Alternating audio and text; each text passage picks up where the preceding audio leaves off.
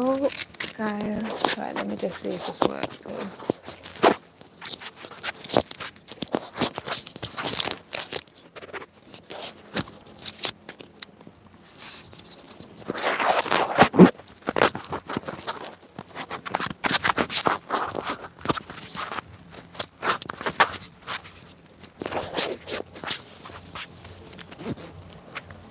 Hi, guys. Okay, let me see. Can you just let me know if you can hear me, please? Let me see.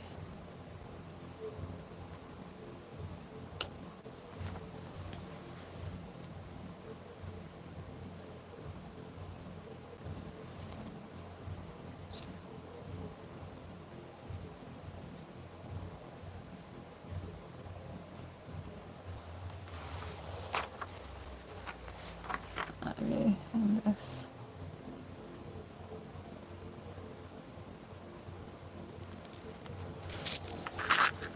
All right, guys. So I thought I'd try something different. Sorry, this is a bit of a spontaneous live, and it's a bit. I don't really know what I'm doing. I've never gone live on YouTube. I'm really hoping you guys can hear me because I'm using my mic. So can you hear me? Thumbs up if you can hear me. But basically, I'm going to do a Q&A today. I haven't done a Fit with Tea video for a long time. I'm really, really sorry. Been really, really busy, which I'm grateful for. But I do have questions from you guys.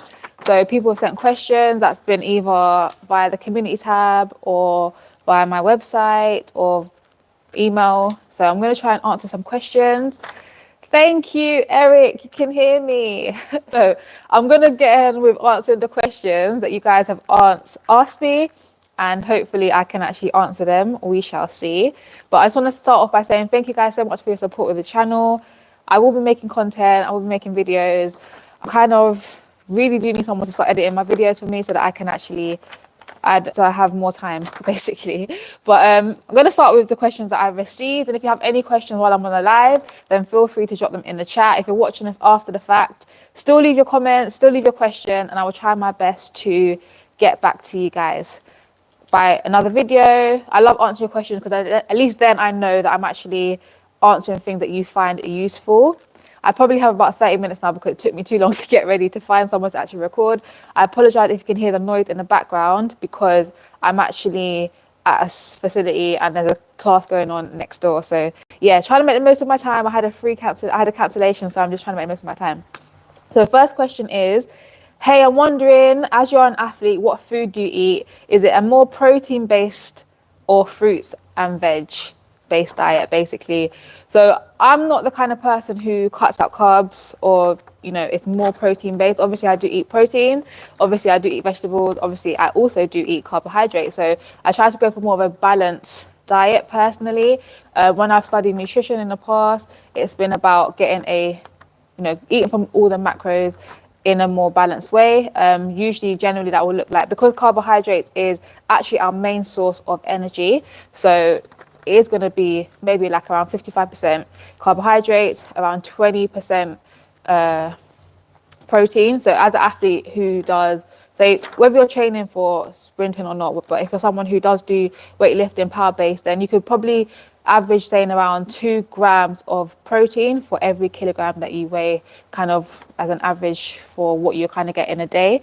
And then, fruit and vegetables does class as some of your carbohydrates as well. But yeah, starchy carbs is what people mean when they say carbohydrates a lot of the time. But I'm not someone who cuts out carbohydrates. I do eat carbohydrates. Generally for me, it looks like bulgur wheat or brown pasta or brown rice, a whole grain carbohydrate. Protein for me, I don't eat red meat.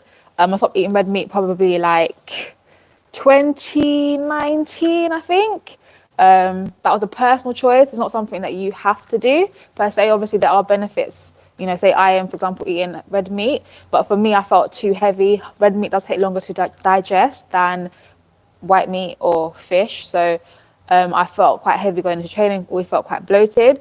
So I wanted to do it, but there was one Christmas where I just ate everything and then I suffered again when it came to training. Like, so I was literally like, okay, from then I stopped eating. And so it's been like a good 3-4 years, maybe 4 years now.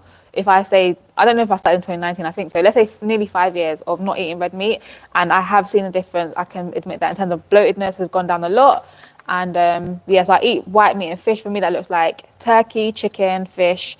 So I have a lot of that and vegetables. I eat a lot of fruit and veg throughout the day. So I probably get like 5 to 7 portions in a day in terms of fruit and veg. So hopefully that's just an idea of what I eat. If someone's asking, I don't cut out carbohydrates. I think they're important. You do need them for energy.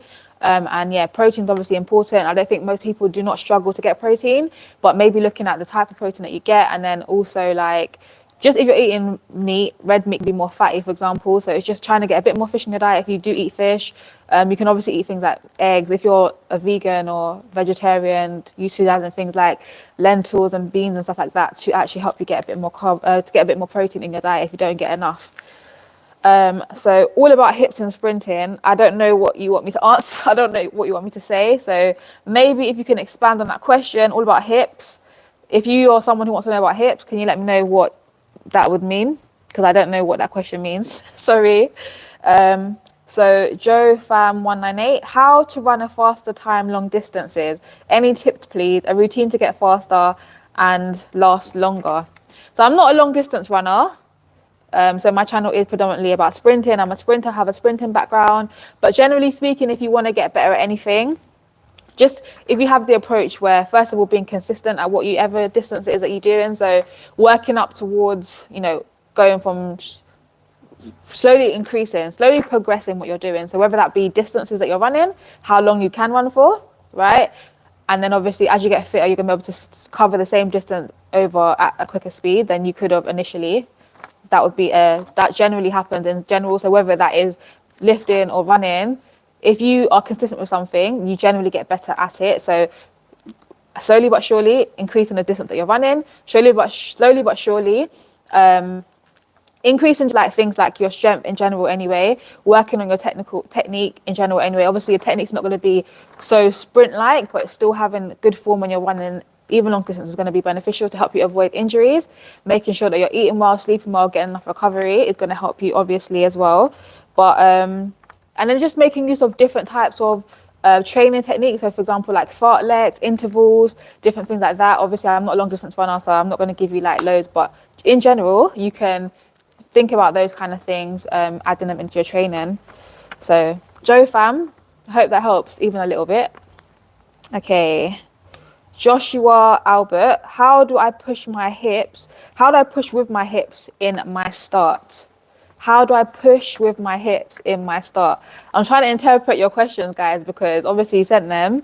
So if you're live with me and you come on live, then you can like give me a bit more input as to what you want me to actually say. How do you push with your hips when in your start? Now, when I think about starting, I think you're talking about extending at the hips, being able to explode out of the blocks or maybe from your start and extend from your hips. I know a lot of people struggle to do that. Number one, first of all, because they don't have enough strength or enough power to actually even first of all come out at that like almost 45-degree angle, be able to punch the knee forward, extend at the hips. Being stiff in the hips could be an issue as well. So it's working on mobility on the hips so you're able to actually open up your hips a bit more in that as well. But I think a lot of it is, first of all, it's a skill wise, being able to work on your starts and be able to using things like resistance runs really helps. So using either a sled, an exogene, a prowler gives you a chance to slow down the movement and try to get that technical model you're looking for at a slower pace with more resistance. So for example, if you're using a prowler and it's in front, when you're pushing, you can actually, same thing with a wall drill. Let me see if I can show you here where I am. So let me move the chair. So if you're on the wall, let me use the chair. If you're on a wall and your hips are forward, being able to learn to drive your hips forward is kind of what you're looking for and aiming for. I guess if you're using resistance, so you're using a prowler, a sled, an exogene, any of those kind of things, it gives you a chance to practice that, being able to push from your hip, drive that knee forward and punch underneath you. Again, like I said, in the gym, strengthening your hips, strengthening your hip flexors, strengthening your glutes, your core, so you're able to actually drive and produce the angles and positions that you're looking for when you're starting. So it's kind of using the tools around you, but definitely you're going to have to build strength. But because it's a skill, you're going to have to practice. Repetition is going to be very, very important. So I hope that helps even a little bit. Guys, I don't know if this is helpful. I really hope so. Okay. I am mentally weak as when it's time to push, I try it, but leave it. Others are able to push better, but they don't care about form and technique. And I do care, unable to catch up to them, what to do in this case because I am able to push myself in a group. So I think Harshit P is talking about mindset when it comes to training, especially when you're in a group, especially if you're a guy, right? That whole thing. What's up? Welcome to the live. It's my first time going live. This is an Ask T session. I'm trying to answer some questions that you guys sent to me. I don't have time to edit right now, so I thought let me go live and just answer your questions and hopefully be able to help you a little bit. And then if you have more questions, leave them in the chat and I will try my best to answer them when I get a chance to. But maybe I'll do Ask T like this from now on, because at least then I can make videos and connect with you guys, even though I don't have time to edit right now, the way I like to do my Fit with T videos normally, right? So mindset, Harshit feels he's mentally weak, he tries to push himself, but then other people kind of leave him in the session. They don't care about form and they just go in for being scrappy, winning all the time. When you're a guy, especially, obviously I've trained in groups and predominantly male groups a lot of the times, always more guys in the group a lot of the time. And obviously there is good, it's like there's that competitiveness, which is really, really good in training, which really, really helps. But there is a whole thing, what he's saying about they leave like form out of the window. They don't even think about technical side of thing. And he does. I don't know if you have a coach. Obviously, if you have a coach, the coach is most likely going to give you like, this is the target for the session. This is what I'm looking for. It might be a technical target. It might be a time target. It might be a whatever target, right? So it's kind of for your own self, remembering what the goal is for the session. Obviously, it's good to push yourself. For example, if it is a specific speed session, then yeah, you're going to push yourself and it is competitive. But there are sessions where you might focus more on the technique in that particular session. So the mindset is maybe picking like 1 or 2 goals. If you're self-coached and this is the case, pick 1 or 2 goals for your session in terms of what you're going to focus on in that session, because obviously sometimes the session might be speed endurance, for example, so you're working a bit more on that or whatever. So there might be the fitness element you're working on, but maybe pick 1 or 2 technical things to focus on even while you're doing that, because it's not only in a specific technical session that you want to focus on technique, because you want the technical side of things to be so ingrained that even when you're tired, even when you're very fatigued, you're able to still hold your form, because it's when you're fatigued and you let technique go out the window, a lot of times that's where you can get injured. So you always want to push yourself, and it's good to be in a group where things are competitive, where you push one another to always hit time, hit targets. But sometimes, for example, let's say you've got, I don't know, just random, don't do this as a session. I'll come back to your question in a second. Let's just say randomly you've got like, I don't know, 3, 9, 300 or something like that. Yeah, 3 times 3, 300. This is an example. I'm not saying to do the session because I'm not doing that session. I'm not going to let you. But let's say, okay, the pace had to be, let's say it was tempo, right? But you decide to go all guns blazing. You're not going to, and maybe that was a midweek session, so it was supposed to be a bit of like a recovery just to get the, blood circulating, blah, blah, blah, blah. But you decide to go all guns blazing, you're getting like bare lactic acid and you're not really able to hit, you're losing your form. You're kind of going to mess up the rest of the week's training. So sometimes it's like, okay, cool. What's the target for today's session? And that's where the mindset comes in, because it's being able to see your training week as a whole and not just that one session. Obviously, it's always good to push yourself push yourself in the sense of what's the purpose of the session and trying to achieve that, as opposed to I just want to win in this rep, because it's not always just about winning in that rep, because there's been people, I've heard stories and tests, like when you work train with other people over the years, is that they've in training, they're always doing amazing in all the reps. When it comes to competition, they can't execute because they're burnt out, for example. So it's like, okay, what's the target for today's session? What am I trying to focus on in today's session? And trying to make sure you're hitting the target in that way. It's not always about necessarily winning that rep. If it's like the last rep of the day, then maybe, yeah, that might be the case. But it depends on what it is. If it's a short speed session, then that might be different. If it's a gym session, but it's just not doing anything that's going to hinder you. Everything that's going to benefit you. So maybe just thinking about training in a different way, as opposed to, I just want to be the person who's the fastest today, or the strongest today. Look at it in a bit more longer term. Maybe look at your week as a whole, or your month as a whole. Where do I want to be by the end of this block of training? What's the focus this training week, this training session, this training block? I don't know if that helps, guys. I hope so. Let me see what this question was that you asked me. How do I go back to the questions? Okay, I got a question for you. What spikes would you advise me to buy between Adizero Finesse or the JA Fly 4s? I have not had the JA Fly 4s, but I feel like I'm going to say those, because I had the Adidas Finesse and I did like them. Okay, what event do you do? And what kind of spikes have you had in the past, and do you like? Because a lot of people, there's a lot of things to different say, and personally I actually just genuinely feel like you could potentially buy any spike and still run fast in them, in terms of sprint spike, right? Because I've had all different types of spikes, but it's kind of, a lot of the time is like, what's your preference? Your feet make a difference. Like, if you have too much of a solid plate, how does your foot feel? Are you fine in that regard? You don't have any problems like that. But I think I had the Finesse this year and I ran in them and they're okay. But I just think I like something with a bit more of a, I don't even know what you call the bottom, the plate. I like the plate to be a bit more rounded, give me a bit more height when I'm sprinting. Obviously the Finesses are quite flat and they're quite thin.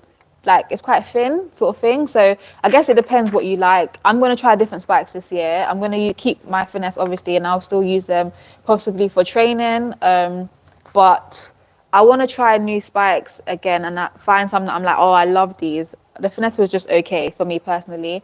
I just think you can run anything and still run well in anything, to be honest. Like, it's really not that deep sometimes. But there's some spikes that's better than for you. So it's like, what event do you do?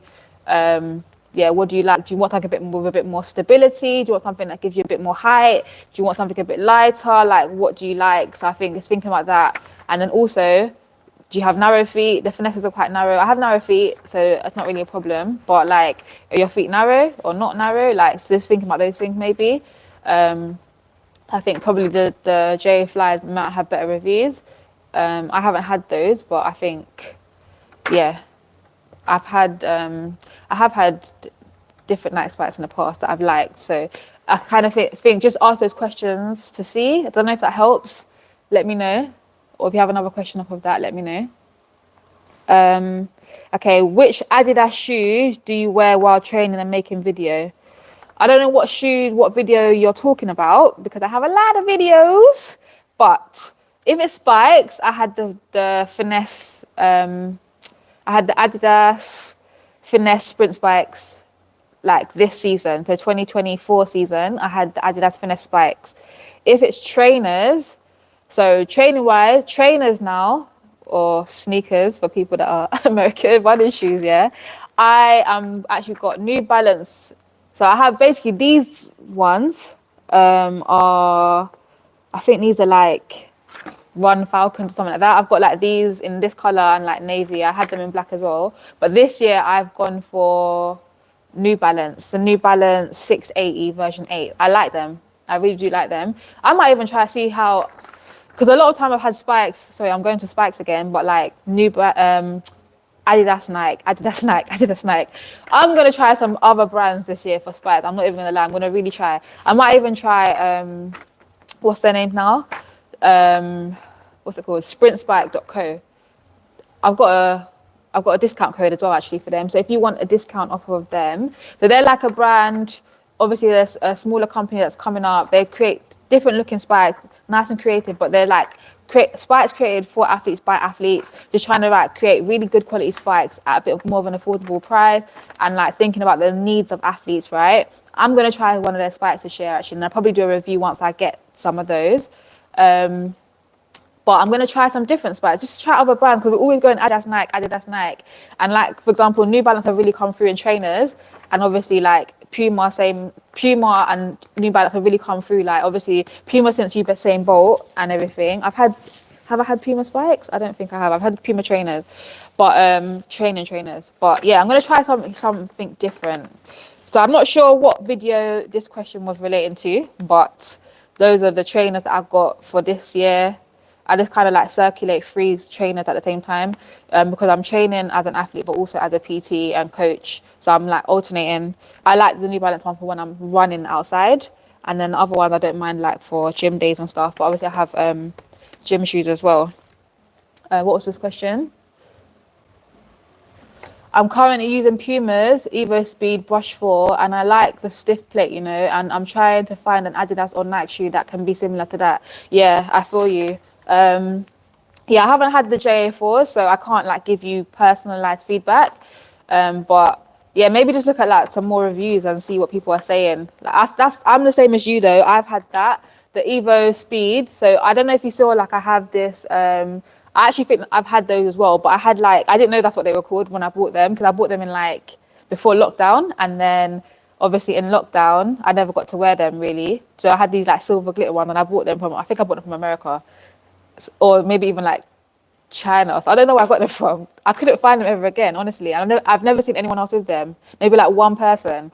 So yeah, I really like those as well, and I like a stiff plate. So that's what I'm gonna try and look for as well, personally myself, this year. But like I said, I'm gonna try some other brands, and I want to try. I would like to try the Sprint Spike.co spike. So yeah, if you guys want a discount, I've got 20 or 10% off. If you use I think it's 10. So Thompson 10.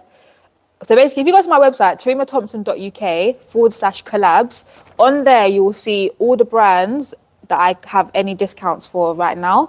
So just go on there and see tarimathompson.uk/collabs, COLLABS, and just see like if you can get any discount codes and maybe just have a look. So they've got like some unique spikes and stuff like that on that shop. If you use my code, then you'll get a discount. Okay, I've got still got a little bit of time. So what should I aim to accelerate? What should I aim at? Acceleration, as I am a 12 seconds person. I am able to push more, project forward slightly, able to use technique. But as my body is not up to that level, I am unable to maintain that technical start in 2 and 3 proper steps. Any advice or intent? On intent. So I'm really trying to read the question because there's like no punctuation. So I'm sorry that I'm butchering the question, but I'm trying to take it in as I'm reading it. What should I aim at? Acceleration, as I am a 12 seconds person. I'm guessing. So what do you want to aim for in acceleration? I'm able to push more, project forward slightly, able to use technique, but my body is not up to that level. I'm unable to maintain technical start in 2 and 3 proper. Any advice on intent? What should you aim at? So I don't know if you've seen a video that I created where it was about basically during the indoor season this year, one of the things I focused on was opening up my stride length. When you start, so obviously acceleration, you're building up your speed, right? So you're going from a lower position into a gradual, more upright position. You're also your stride length should be also increasing. A lot of time what people do is they try to spin their leg. They try to get smaller, whereas actually it should be almost like a bounding motion, like pushing and bounding, covering more distance, getting bigger, right? So I would say what I said to you earlier, because it's the same person asking me all these lovely questions, is utilize tools if you can. So resisted sprints are really good in terms of helping you to slow down the movement and focus on what you're looking for in acceleration. But it's also a way to get stronger and powerful in a very specific way. So like hill sprints, sled runs, exogeny or prowler, even doing some like wall drills and stuff like that just helps you to focus on what positions I want to hit. So you're saying you're able to project. So a lot of bounding helps you to learn how to like project yourself, right? So maybe including a bit more bounding, getting stronger, getting more powerful, because you'll find a lot of athletes who are good at start are the ones who are quite strong and powerful in the gym. So that's just the reality. Like you're able to explode in that way, so you're quite good at that, right? So increasing your ability to squat, increasing your ability to bound and produce forward, your box jump, that sort of thing, right? So you're able to push. technically wise, like I say, utilizing those tools. Another good tool is like doing cone runs at the beginning, like I said, to help you to slowly increase your speed. What's his name now? It's gone out of my head. But Vince Anderson, am I saying the surname right? Right? There's a chart and it allows you to. What I'll do is I'll put a link in the description when I finish, or not now, but like when I get a chance to do it, where it gives you like the distances for certain like times that you're trying to work, just to work on like acceleration and being able to constantly increase your stride length. So cone runs is a good bit utilization as well. You're a 12-second person, then obviously, yeah, you still do want to get your ability to maintain your speed later on in the race is going to be really important to help you to actually get a quicker time. That's the reality. Increasing your top speed is going to be a thing. So when it comes to like max velocity runs, in and out, when it comes to flies, those sort of things. And then also, like you said, working on your start. Start is a very technical part of the race, and it's quite challenging for a lot of people, which is why even at an elite level, Olympic level, you'll see athletes who still do struggle with the start because you're trying to coordinate your limbs in such a short space of time, so it can be quite challenging. So a lot of times you're like either naturally good at the start or you're not, and it's not saying you can't get better, but it's one of them things where you're like, okay, this is a severe weakness I have to really work on. It's like really having dedicated time to work on that. So I don't know how you structure your week, but maybe thinking about how you structure your week, and I actually do have some days that are technical, so you can actually focus on those things a little bit more. Right, I've got a question up here. I'm just gonna get my gloves. This room is cold. I'm always cold, guys. Are you always cold? Because I'm always cold. And now the temperature has just dropped. It's dropped. Do you personally jog as a sprinter? Ha ha ha. Great question. As a grown adult now, I do not jog. I'm not going to lie. But personally, why I don't jog is because of the issues that I've had. So whenever I do anything slow and long, I get injured. Like that is just the reality. So I don't jog. I do not jog anymore. So if like my general warm up, I'm going to use a skipping rope. So I need to keep my contact time very minimal all the time. So I don't jog. I do not jog. If I want to do, which I don't necessarily need to do or do anymore, but back in the day we used to jog and I always used to be injured. Like that's reality. So I do not jog as a sprinter. My warm up is going to be skipping. If I am going to do laps, it's going to be like I'm going to skip. When I say skipping, I mean skipping rope skipping. That's my general warm up, right? Then obviously I go through all my self management and all of that stuff before I get into drills. But in terms of jogging around the track, I personally don't do that. Or going for long jogs, I personally don't do that. Let's say it's a competition, I'm still going to skip. That's what I've discovered is the best warm up for me now, because this jogging thing, slow, long contacts, I always get injured. It just, Achilles doesn't like it, knees don't like it, foot doesn't like it. So stress fractures in the ball of my feet has been an issue. Achilles tendonitis has been an issue. Hamstring tendonitis has been an issue. So I don't jog personally because of that. You can jog, and I think there's benefits, you know, particularly early on in the season, early season, it can be beneficial, or if you just need to build like a bit more of an endurance foundation. But me personally, I do not jog. But that's the reason why, because of the issues that I've had in the past. So I try to keep everything I do when my contact is minimal. If I want to do, let's say I've been injured and I need to use I might use a bike. I could use a cross trainer where there's no impact, but I don't jog. I do not jog. When you do hill sprint and sled pushes, what are your distances? So you can use, it depends what you want to use it for. Obviously, like I said, you could because you're going up gradient, there's the technical side of things that allows you. But if you want to make it a bit more of like a shorter speed endurance session, so you're going to be like more the longer side, but I now use it more on a shorter distance. So it's going to be like maybe like 30 meters, that sort of thing, 10 to 30 meters. So you're really getting short bursts. And then to make it a bit more, what's it called?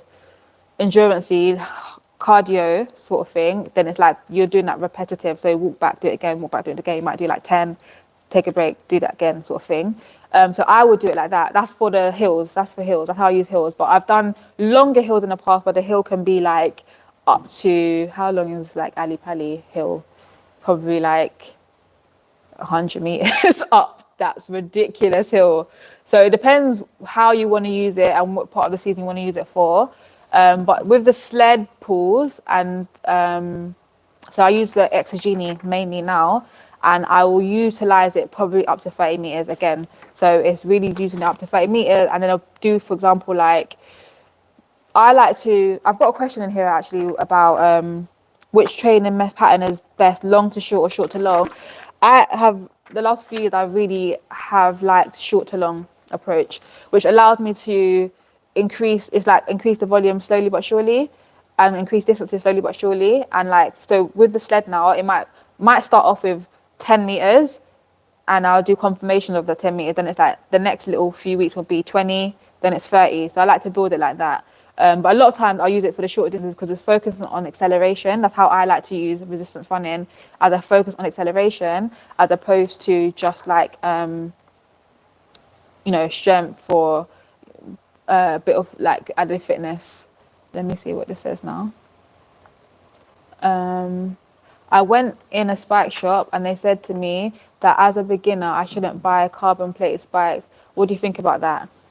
Yeah, I think as a beginner, I think kind of easing yourself into the spikes a bit. So spikes that are just a little bit more, a little bit softer, a little bit not as rigid. Probably, I probably think it's good advice.